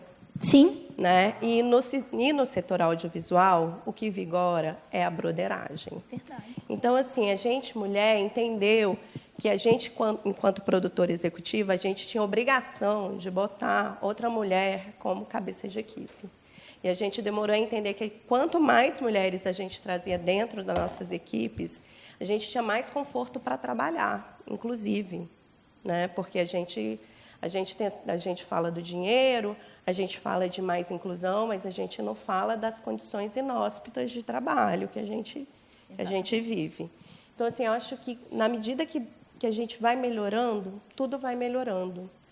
Mas a gente só consegue pegar no bolso do dinheiro, assim, a gente só vai conseguir atingir o bolso efetivamente quando o bolso for atingível no sentido de que, amigo, tem que ser 50-50, assim. Eu queria muito que a Carla Francini estivesse aqui para falar como é que ela fez implementar 50 por 50 no edital de Recife. Né? Sim, mas a gente está caminhando para isso, né? Quando eu falo da questão da captação de recursos nas legislações e tudo mais, é porque o que eu acho é o seguinte: quando você, no final das contas, as empresas se utilizam muito disso o tempo inteiro, mas eu acho que não existe espaço para um discurso de que o audiovisual ele é uma ferramenta e que, historicamente, a gente teve esse investimento que eu acho que sempre foi equivocado, porque ele sempre foi machista. Eu acho que isso tem que vir de uma legislação, porque a legislação ela obriga e obviamente... isso acho que não tem discussão com relação a isso, mas eu não sei se isso resolveria. Porque, por exemplo, vou dar um exemplo. Eu já participei de um projeto em que tinha uma quantidade que a empresa podia investir. Ela investiu quase toda essa quantidade de dinheiro em outros projetos que eram de responsabilidade social. E aí faltou dinheiro, não faltou, mas ela tinha prometido estar num projeto e aí não tinha mais dinheiro para ela colocar nesse projeto. E aí o que eles fizeram? Foram lá e se viraram com o dinheiro do marketing e colocaram dinheiro bom no projeto. Ou seja, tem dinheiro, a questão é quem recebe esse dinheiro. Então, se isso é aplicado na legislação, lindo. Mas eu fico pensando se a gente não pode abrir um diálogo para que isso não seja apenas uma obrigação. Para que, assim como a gente fale o tempo inteiro de responsabilidade social, com tudo, vamos fomentar o projeto das mulheres ribeirinhas, vamos montar umas barracas e tudo mais e não sei o quê. Por que não existe, dentro de um departamento de responsabilidade social da empresa, já que eu vou investir em 10 projetos audiovisuais, por que 5 não podem ser de mulheres? É disso que eu estou falando. E isso não passa pela legislação, isso passa pela decisão da empresa. Sim, mas eu queria trazer uma coisa aqui, desculpa, Ilha, vou acrescentar. Bom, eu estou falando das minhas experiências, tá? Eu sei.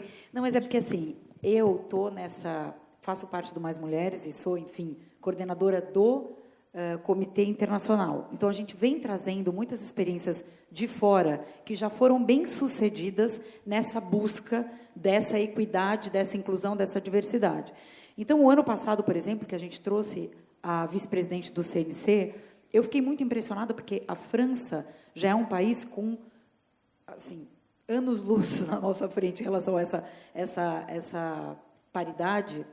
E, ainda assim, eles continuam implementando uma série de regulatórias que não só incentivam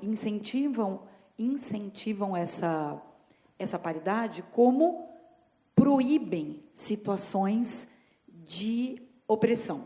Então, em 2020, a França, através do CNC, estou só dando um exemplo, o que eu quero dizer a nossa provocação em relação a essas empresas, na minha opinião, elas têm que vir juntamente com uma regulatória que fortaleça isso. A regulatória é muito importante, porque, infelizmente, se a gente for partir do pressuposto de que essas empresas têm que ter boa vontade, isso fica no discurso. E aí ele não vai para a prática. Eu concordo. Né? Não, eu estou falando assim. Então, eu luto muito, dentro do meu mundo pequeno, a favor de uma regulatória que coíba qualquer opressão nesse sentido e que incentive uma ampliação dessa paridade. Por que eu estou falando isso? Porque, por exemplo, o CNC colocou assim, vou dar um exemplo, tá? Em 2020, eles implementaram uma legislação que era, se você ganha, por exemplo, 1 milhão, estou falando um número cheio para ficar mais fácil o meu cálculo, você vai lá e aplica para 1 milhão num projeto seu. Se você consegue comprovar 50% de mulheres, eles te dão até 25% a mais de dinheiro. Aí as empresas querem, porque daí elas querem ganhar $250 mil a mais, 250 mil euros. E, exatamente. E, ao mesmo tempo, se você tem qualquer denúncia de assédio moral ou assédio sexual comprovada, eles podem pedir a devolução total do dinheiro. Tá? Isso é uma lei... Isso é incrível. É uma lei que já existe na França e que já foi implementada em 2020. Em 2021, já eram 48 filmes produzidos já com essa lei executando isso. Então, eu acho que a gente precisa unir esforços, porque, por exemplo, o que eu venho fazendo, a Ilha brigando lá em Brasília, a gente se juntando, talvez vocês nem saibam que isso existe, essa nossa luta. Exatamente. Então, é muito importante. A Ilha eu sei, a Ilha eu acompanho. É muito importante.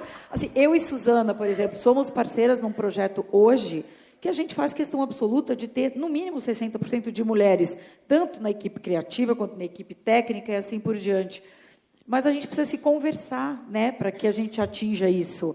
Então, era só para dizer que a minha luta hoje, principalmente no Comitê Internacional, é trazer essas experiências que inspirem para a gente essas conquistas que já foram, de fato, muito ampliadas e que já têm um tempo, para que a gente consiga, aqui dentro, posicionar essa... Porque, assim, eu tenho acesso a todos esses players. Eu tenho hoje série com a Disney, com a Netflix, com a Amazon, com todas elas, e, de verdade, só sai do papel e do discurso bonito se a gente, como produtora executiva, também põe a nossa energia naquilo. Senão, é um bando de homem branco que continua produzindo. É verdade. Eu só gostaria de lembrar que eu sou uma produtora executiva negra. Eu não tenho acesso a todos esses players como você tem. Então, temos que nos tenho unir. acesso a esses players assim. Abre qualquer mesa de negócios, eu inscrevo os meus projetos e, se eles realmente interessarem, esses players vão conversar comigo. Eu não sou chamada na sala de ninguém, eu não tenho telefone de ninguém, então... Vai para festa. Exato. Não tomo drink. Então, o que eu quero dizer é o seguinte, é que, e aí eu estou falando assim, só para você entender, que o meu projeto, ele vem a partir das minhas experiências. As minhas experiências, elas estão lá no lugar com alguns desses players, obviamente, já fiz trabalhos para alguns, mas eu também tenho experiência em captação de recursos de empresas que não são do setor audiovisual. E muitas delas têm uma larga quantidade de dinheiro para ser colocada em projetos, que muitas vezes são colocadas em projetos dos colegas, às vezes está sobrando. Já aconteceu de ligarem para falar assim, você tem um projeto você tem um projeto das mulheres ribeirinhas? Eu lembro uma vez que eu virei e falei assim, tá, mas vocês vão fazer algo importante para elas? É algo com continuidade, sabe? Então, assim, muitas vezes o departamento de responsabilidade social dentro das empresas, ele só quer investir para poder dizer que ele está fazendo aquele processo, mas não existe, de fato, uma consciência nesse sentido. E quando eu falo do player, do investidor, eu estou falando muito mais dessas empresas. E estas empresas, elas não têm uma conscientização sobre a questão do audiovisual. E eu acho que elas são empresas potencialmente investidoras no audiovisual. Eu realmente acredito nisso. Porque eu vejo o quanto de dinheiro que existe e que, muitas vezes, ele é empregado de um jeito muito aleatório. Né? Então, e muitas vezes o audiovisual nem está dentro daquele recorte, justamente por eles acharem muito complicado, demora demais a ficar pronto. Mas né? você está entendendo? Ela quer falar muito, por favor, fala. O que você está falando, eu concordo plenamente. Falta consciência. Eu acho que o empresário, ele não vê a lei de incentivo, como diz o nome, lei de incentivo. Ele vê como modelo de negócio. Então, é por isso que, às vezes, ele prefere deixar de lado o audiovisual e botar o dinheiro num show que vai acontecer na semana seguinte. O retorno é rápido. Por que ele vai esperar um ano para o negócio acontecer? Então, a gente está cansado de receber políticas de qualificação para o nosso lado, mas eu falo isso daí, as pessoas sempre riam, faz 20 anos que eu falo isso. que devíamos também tentar qualificar um pouco essa mentalidade, para criar uma cultura de realmente investir. Porque você Sim, pega... porque quem faz audiovisual e não está fazendo uma série para Netflix, ela pode, se a gente tiver uma política de conscientização ou algum tipo de política que realmente converse com esses empresários, alguém que está fazendo média-metragem, que é importante para uma localidade, vai conseguir realizar o seu filme. Porque, às vezes, ela não vai precisar de 3 milhões para fazer aquilo, mas vai ser muito importante ela receber 500 mil, 300 mil para fazer um telefilme importante sobre uma figura. Então, assim, eu acho que a gente tem um desperdício muito grande nesse sentido, porque os players, eles são 9, 10, 20 no máximo, e eles não estão interessados em determinados produtos, porque eles têm recorte comercial, eles têm nananã, eles têm não sei o quê. Desculpa só, que o dinheiro é público. A lei de incentivo, o dinheiro é público. O dinheiro não é dele. Exatamente. A mulher consome. É quando o próprio produtor chega para você, roteirista, e fala, pô, modifica esse negócio, porque senão o cara não vai investir.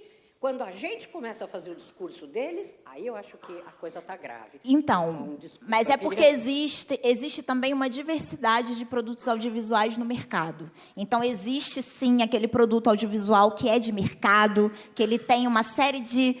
que ele se adequa em determinadas questões. Não vou aqui ficar dizendo se ele é melhor ou pior, mas todos nós consumimos também, e acho que a ele deve ser aplicado a questão da diversidade. Mas o que eu estou querendo dizer é que, se a gente quer democratizar...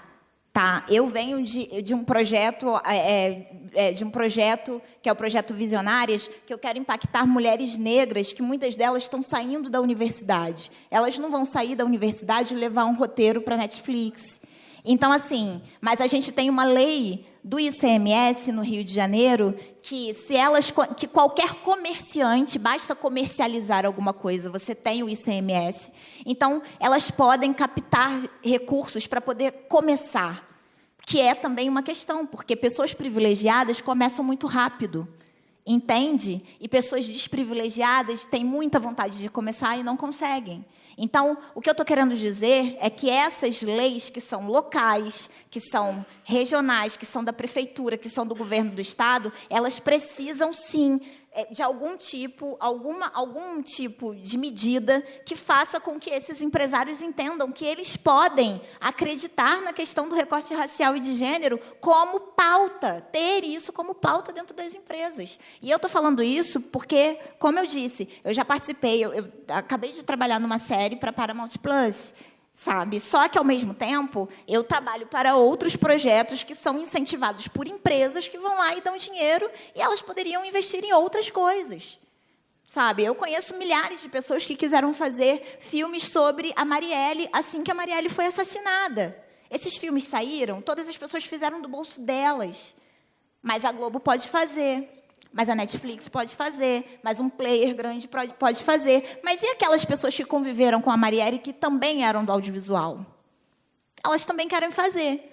E elas vão fazer sem dinheiro. E aí a gente entra de novo no ciclo do não investimento. E é sobre isso que eu estou falando, sabe? Mas, enfim, não sei se eu fui compreendida, mas é sobre isso que eu estou falando. A gente está entrando, né, aí nos próximos 4 anos que talvez a gente tenha escuta.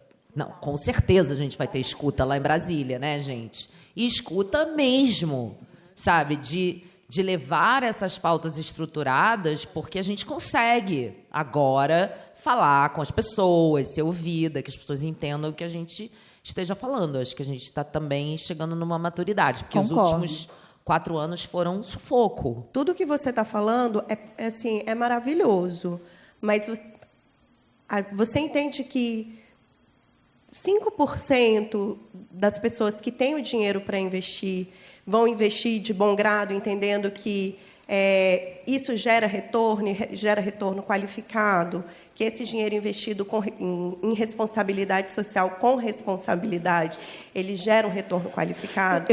E 95% das outras produtoras,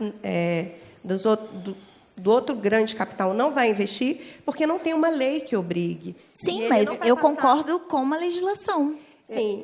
Eu acho que, assim, aproveitando o que você está falando, só pegando o gancho, porque, na verdade, assim, o que a Érica está colocando é uma situação de fato de a gente estar refém, historicamente, de uma falta de política pública.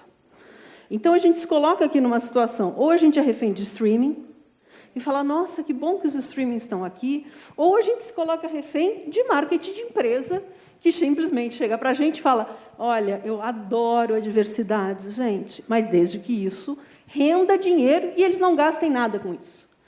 Porque é isso é dinheiro público. Então, que, na verdade, eu acho que é uma pauta que a gente tem que ter, e concordo com a Érica, mas não só. Eu acho que o fundamental é isso que a Suzana acabou de falar. 4 anos, gente. 4 anos. A gente passou o inferno com a falta de políticas públicas. Falta de política pública, falta de pandemia, em que, na verdade, vai conseguir fazer a gente botar o pé na porta para garantir diversidade, é começar a exigir políticas públicas de ação afirmativa. É por aí, porque senão a gente vai ser refém. É isso que vai acontecer com a gente. E não acho que a gente passou inferno só durante os 4 anos que passamos, não. A gente passa inferno há muito tempo. É disso que eu venho falando. A gente passa um inferno de falta de financiamento há muito mais tempo que 4 anos. A questão é que os 4 anos passados impactaram na vida das pessoas que sempre fizeram isso. Então, o que é mais grave ainda. Então, mas é isso. A gente passa falta de financiamento, racismo estrutural no financiamento há muitos anos. Eu conheço Maria Gal há muito tempo. Maria Gal estava tentando fazer um filme há quantos anos, quando a gente conversou? Mas pelo menos 7 anos. Ainda 7 anos. Ela ainda está na peleja para captar o filme. Então, assim, o que eu quero dizer é que essa não é uma realidade pandêmica, não é uma realidade de governo autoritário. Essa é uma realidade histórica.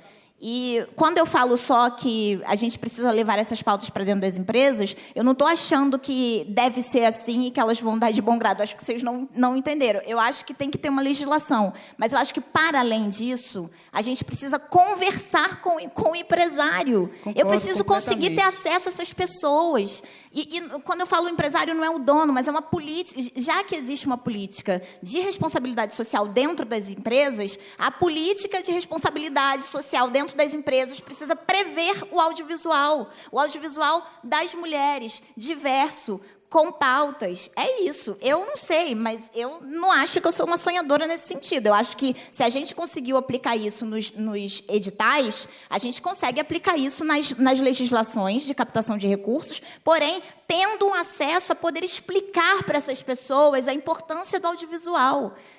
Não sei. Vou tentar ser super breve, porque, de fato, tem muita gente que quer café. Érica, você me inspirou, Suzana, você também. Para quem não me conhece, que não estava hoje de manhã, sou a nova diretora e a fundadora do Instituto Rouanet. E tenho orgulho de dizer que meu pai, sem querer, com a política cultural, financiou a cultura brasileira há 30 anos. E durante 20 anos ele ficou silencioso, mudo, não dava entrevista, não queria falar sobre isso, porque o conceito de gestão pública que ele previa como visionário não era compreendido. E quando a lei foi formulada, para quem for ler a Lei Rouanet, lá atrás, no original, ela tinha um componente social e de inclusão social e de paridade fenomenal. E o que aconteceu? Aquela lei foi sendo deturpada pelas forças do mercado. Ele, na época, não previu que a lei fosse durar 30 anos. Ela durou era para durar 5, para ser uma coisa provisória, para que depois o mercado se corrigisse e o Estado entrasse com uma gestão pública forte e clara. Então, o que eu posso dizer? Nós, como Instituto, meu compromisso, e isso eu digo aqui, como mulher do audiovisual, eu sou produtora, eu sou diretora de audiovisual e sou a diretora executiva do Instituto Rouanet. Eu faço um compromisso com todas as mulheres que já têm ativismo, estruturas formais que já existem aqui, mas que, pelo jeito, pelo visto, não se comunicam com tanta clareza. Nós precisamos falar com ambos os polos. Isso a Lei Rouanet já previa. Você não pode ter um mercado forte, as empresas fortes tomando decisões do rumo de produção, como você também não pode ter um Estado decidindo esses conteúdos, porque esse Estado, seja de esquerda ou direita, ele não deve interferir, certo? Ele tem a obrigação de criar uma boa política pública. Exatamente. E que traga os stakeholders que estão interessados para a mesa de discussão. Então, nosso compromisso, agora que a gente tem entrada, temos no nosso conselho, que ainda está em expansão, estamos em fase de criar o nosso conselho de diversidade. Quero falar contigo, Érica, para já. Porque nosso compromisso é trazer para o governo, que a gente tem entrada no governo Lula. Estive ontem com o Fernando Moraes, grande Fernando Moraes, dizendo, fala aí que vocês estão precisando captar para o Instituto Rouanet. Eu ligo lá para o Lula, e você e sua mãe, que minha mãe também é cofundadora, a professora Bárbara Freita, pedagoga, alfabetizadora, socióloga, vai lá com o Lula e ele liga para as fundações e ajuda vocês a captarem. A gente está nessa fase, mas o nosso intuito é agregar. Vamos usar a estrutura que meu pai já criou, e vamos tentar criar um fórum para chegar às empresas com força, com uma voz unificada. E que essa força obrigue a criação de uma cláusula de inclusão social na lei. Porque aí você, pela lei, obriga as empresas, pela responsabilidade social, você obriga a visibilidade, a empresa fica bonitinha, porque, afinal, ela está apoiando as causas importantes, fica todo mundo feliz. Então, vamos chegar de forma unificada, me coloco à disposição, junto com Juliana e tantas outras ativistas. Suzana, vamos falar. Érica, vamos falar. Gal, vamos falar. Gente, parabéns. É essa voz que a gente tem que ouvir. Tá? E vamos nos agregando. A gente estava escutando e muito inspirador escutar vocês, mas a gente fica se perguntando como que a gente, enquanto diretoras e roteiristas iniciantes, consegue chegar nesses fundos, consegue acessar com tanta burocratização que existe. O que vocês deixam assim de próximos passos para a gente? Olha só, vamos lá para o Instituto. Mais Mulheres, rapidinho. A gente está programando um seminário para março sobre antiassédio no audiovisual. Vai ser uma jornada de antiassédio que a gente vai fazer em março do próximo ano. Todo mundo convidado. Muito bom, necessário. Acompanhar as redes. É essa a pergunta de vocês? Eu vou só dar um caminho de além. Deixa eu pegar outra pergunta. Só ela, né? Tá. Olha, o Instituto Dona de Si, a gente tem uns grupos, tá, de escritoras, de diretoras, que a gente escuta, porque isso vem acontecendo e antes a gente não tinha nem com quem falar. Então, hoje a gente já pode fazer uma rede. Eu sugiro que vocês não façam sabe, não fiquem falando sobre isso, deixem que a gente fale. Quem pode falar, fala. Né? Eu nem sei se o quanto isso já me fez perder algum trabalho, mas eu identifiquei que, naquele momento, eu já podia. E eu acho que, se você está no início, sabe, vai ali tentando... Calma, a gente está aqui para fazer as coisas melhorarem. Se a gente já está aqui há um pouco mais de tempo, entendeu? Então, e se formem como empreendedoras. Entendam que a vida artística precisa saber um mínimo de negócio. Porque senão você não vai negociar direito, você não vai saber se colocar. Então, se vocês quiserem entrar lá no Instituto Dona de Si, não paga nada disso, ao contrário, mas a gente tem uma jornada boa, manda o direct para a gente com o telefone de vocês, e-mail, que a gente já coloca vocês. Pelo menos vocês estão numa rede, vai ter com quem falar, e vai ter aula de, eu vou seguir por aqui, o que fazer com a sua própria vida, porque a gente, como artista, fica muito perdido no início.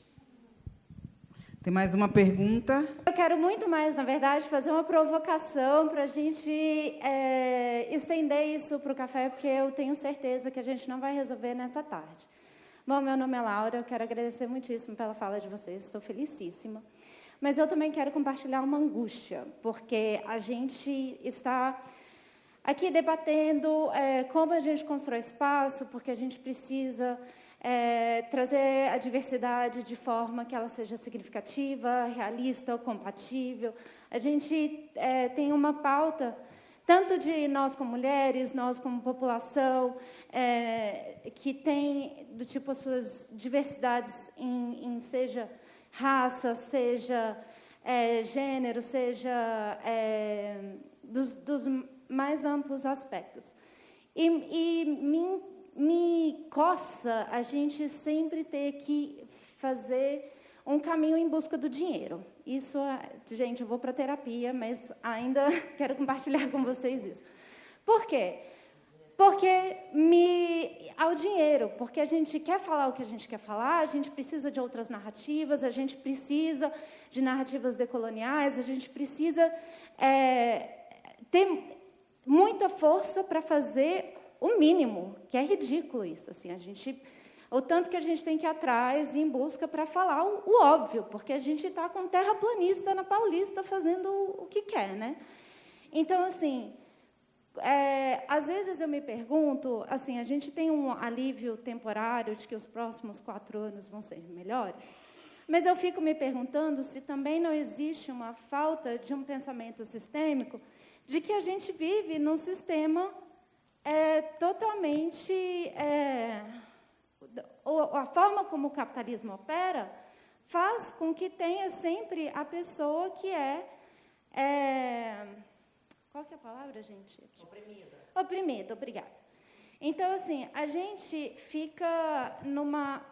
eu sinto falta de existir junto na nossa perspectiva, quanto artistas da cultura, quanto a fusão desse pensamento dentro de um sistema político, social e econômico, em que a gente fica, de novo, sempre operando num sistema capitalista, que quem tem o dinheiro, o dono da empresa, se ele não tem, a gente precisa contar com bom senso, que é completamente subjetivo, para que a pessoa fale, não, seu projeto é legal, até que é legalzinho, vou dar aqui sabe, assim, então, como a gente conseguiria, quanto produtores de cultura, de arte, dentro de um debate social, conseguir transcender um pouco mais esses aspectos para que a gente possa romper esse lugar de que a gente só consegue fazer quando tem dinheiro. Bom... Não encontrei esse caminho. Sabe por quê? Porque quando você vai fazer uma coisa sem dinheiro, sem nenhum dinheiro, você gasta todas as suas cartas de ativo. Você chama todos os seus amigos que são bons e você confia para botar, para fazer de graça aquilo que você está acreditando. É um tiro. É uma vez que você vai fazer isso. Você não vai, na segunda, chamar os seus amigos e dananã. E quando nós estamos inseridas no capitalismo e a gente precisa ter o olhar de negócio e a gente precisa furar a bolha que ele coloca para a gente. Então, sem dinheiro, você faz, mas você faz ali aquele inicial para mostrar o seu trabalho. Você faz uma coisa com uma equipe legal, mas depois você não emenda. Isso não vira profissão. Para virar profissão tem que ter o dinheiro envolvido, e é isso que a gente quer que você pague seus boletos. O fim das contas é esse, né? Então, é essa discussão sobre cadê o dinheiro para a gente fazer. Para você fazer, e para você fazer, então, o seu primeiro, com mínimo de recurso, porque você, né, não vai precisar custear todo mundo, mas é o seu primeiro, porque no segundo você já tem. O que acontece é que a gente não chega no segundo. Bom, exatamente. Só complementar, eu acho que sem dinheiro, assim, a nossa discussão aqui, ela está fervendo, porque a gente, eu acho que todas nós temos um olhar democrático sobre isso. A gente quer entender, primeiro, onde o dinheiro está, como ele pode chegar nas mulheres, e nas mulheres com todas as suas diversidades, mas também fazer com que isso seja um projeto, seja longo. Então, assim, quando você fala, mas como a gente faz? Não tem como fazer sem dinheiro. É incômodo trabalhar é incômodo. E é a nossa profissão. A gente está aqui discutindo a nossa profissão e entendendo como é que essas ferramentas elas podem trabalhar a seu favor, a favor de todas nós. Então, eu acho que é por isso que, quando a gente debate para conseguir compreender como é que a gente garante que, no próximo encontro das mulheres do audiovisual, a gente vai ter, talvez, uma discussão diferente. Então, eu acho que essa é a questão. É isso que a Suzana falou. Raramente você vai conseguir fazer um segundo projeto sem dinheiro. Porque as pessoas, elas trabalham e elas precisam, de fato, receber. Fazer cinema, fazer filme, trabalhar no audiovisual é muito difícil. Fazer um filme já é muito difícil. Você pode ter o dinheiro que for, mas é uma grande responsabilidade. Dura tempo, tem muita dedicação. A dedicação criativa é imensa. Então, é uma profissão de vida.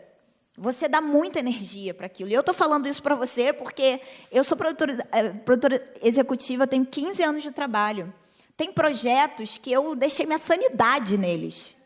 Ai, também. Nossa. Juro, de prejudicar meus relacionamentos com família, com um namorado. Então, assim, o que eu quero dizer é que a gente está aqui debatendo e para a gente é tão caro porque é sério, porque a nossa vida ela é pautada pelo nosso trabalho e o audiovisual ele exige tanto da gente que não tem como não receber bem, a gente precisa receber. E tem que ser bom.